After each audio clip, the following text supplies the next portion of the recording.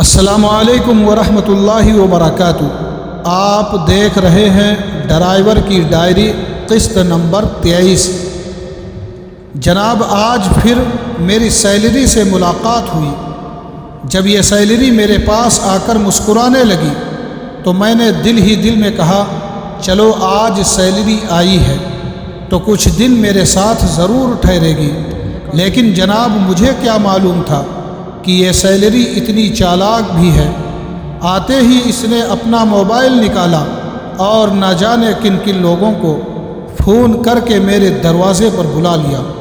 سب سے پہلے کرایہ صاحب تشریف لائے، پھر راشن صاحب بھی ٹرک پر لد کر آ گئے اور ادھار صاحب بھی بڑی شان و شوکت سے دروازہ کھٹکھٹانے لگے، اور آخر میں ان سب کے بلوں کے خاندان تشریف لے آئے۔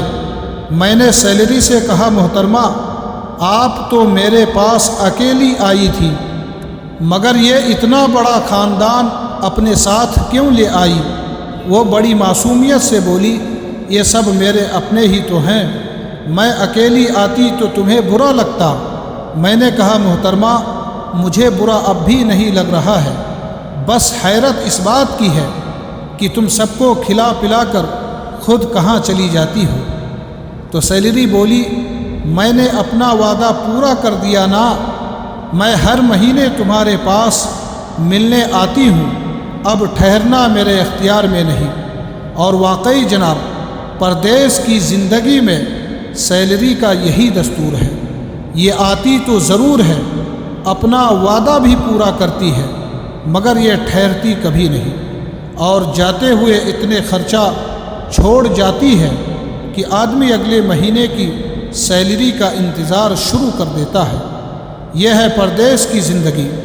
سیلری ہماری ہے، مگر اس پر حق جتانے والے تمام اخراجات موجود ہیں۔